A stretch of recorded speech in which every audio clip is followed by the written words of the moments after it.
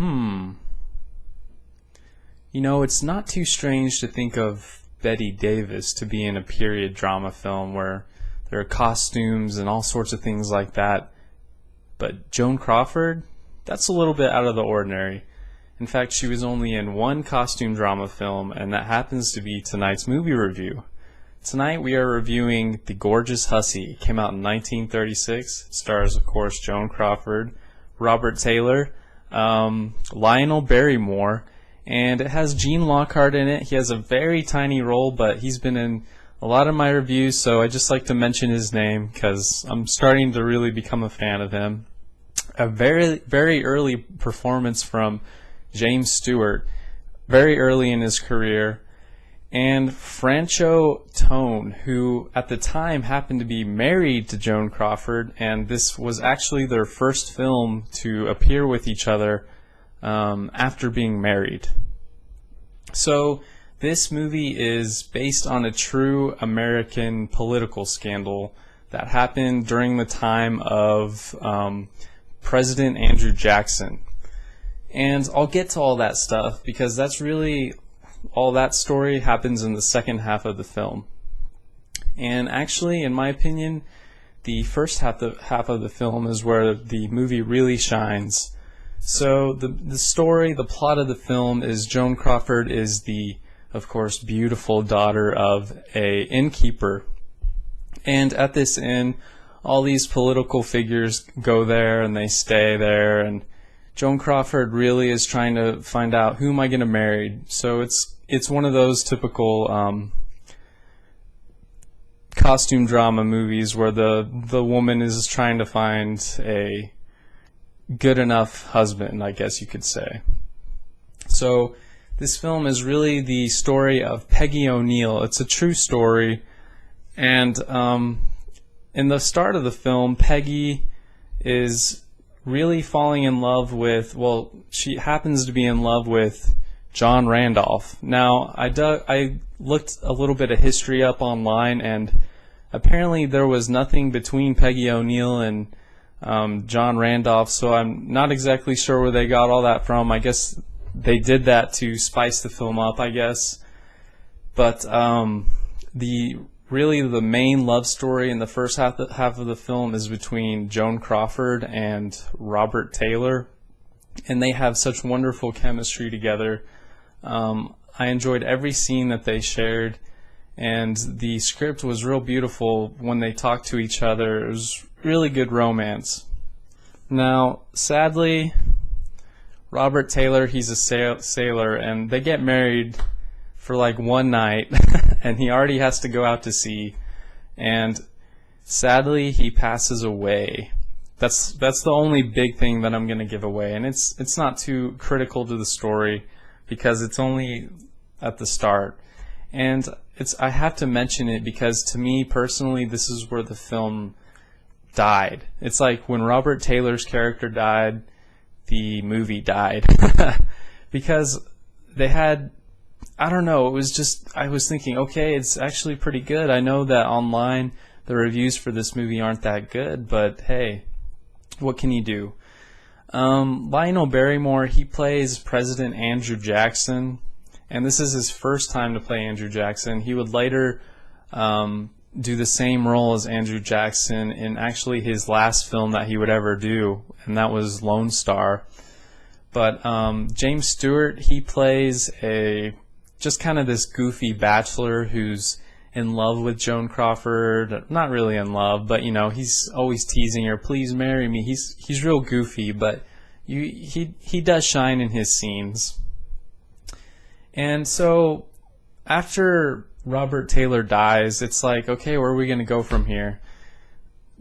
There's a lot of stuff between Joan Crawford and this John Randolph character, and really I just didn't care for John Randolph in the movie.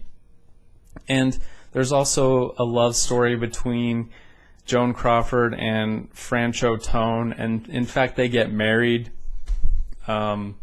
And you just don't care for these men. The only man that you care for in the film is Robert Taylor, and he's long gone. So it's like, And also in the second half of the movie, it kind of starts to drift away from Joan Crawford's character, and it starts to focus a lot more on the Petticoat Affair, which is the historical background of what's going on during the time with Andrew Jackson and his cabinet. And what it was is there was a big scandal with Peggy and Andrew Jackson, and just that she was seeing other men, so they were worried about the pride of Andrew Jackson's cabinet, because, you know, she was married to Franchot Tone's character, who happened to be in Andrew Jackson's cabinet. So there's a lot of history that I'm not going to talk too much about, but it's all in the movie. The second half is very historical, and it starts to be a little bit boring, to be honest, because, come on, we didn't come to see this movie to see all this history stuff. We came to see Joan Crawford, but Joan Crawford and, I don't know, acting real dramatic with men and things like that. But I guess the movie strays away from that a lot. But so I'm going to give this movie 3 stars. That's not too bad. I really liked the dresses that she wears. In fact, that was what this movie had high credit for, was like the fashion. The women really liked seeing what Joan Crawford wore in the movie. She was criticized a lot because she was really known as the actress that played the modern day woman of the time. So it was real strange for people to see her, you know, in this costume drama film. But I do have some pictures.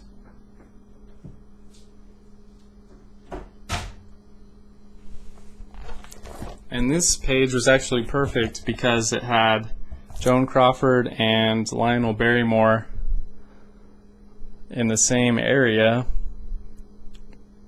And this book actually has a lot of amazing Joan Crawford pictures that I'm sure I'll show in my later reviews. I've already used this book before in my previous review with her, Possessed, but I do have some things to read. One from Robert Taylor, one of Robert Taylor's biography. And this is just something that Taylor had to say about Crawford. During the time, Robert Taylor was with Barbara Stanwyck, who was like best friends with Joan Crawford. Joan Crawford was very dear to Barbara Stanwyck, so they would all hang out together. And this is what he had to say about her. Miss Crawford has driving ambitions unlike any actress I have ever known. So he had a lot of respect for Joan Crawford. And they were in other films together, which I hope to review also. And she had this to say about him. Robert Taylor will always remain one of the beautiful people in my life. So they were very fond of each other. Of course, Joan Crawford had a lot of drama with a lot of men and a lot of women.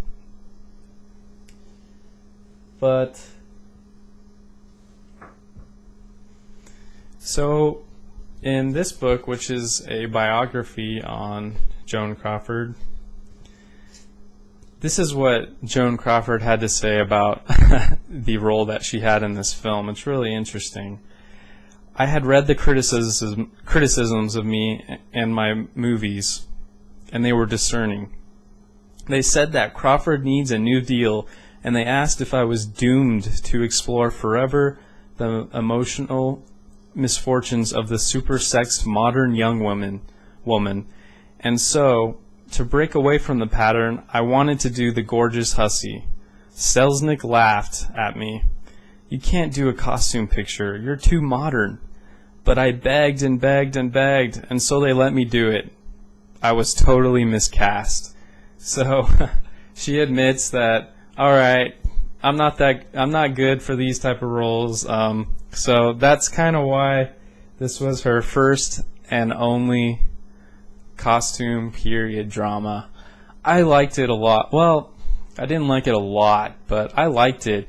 I know it gets beaten up online by people, but really the first 45 minutes of the movie was good. The first 45 minutes to an hour, I liked it a lot. But then it starts to get too complex, and she starts liking too many men, and I don't know, it kind of falls apart in the second half. It's almost like you wish that Robert Taylor would have just stayed alive in the whole movie, but I know they were trying to stay true to history. But anyways, it's not that bad of a movie. I would recommend it, especially if you're a big Joan Crawford fan. But that's going to be it for tonight's Joan Crawford film. I don't know what I'm going to do next. Please write in the comments area, and please subscribe, guys. I love when I get more subscribers, and I love comments, all that good stuff. But until next time, good night, guys.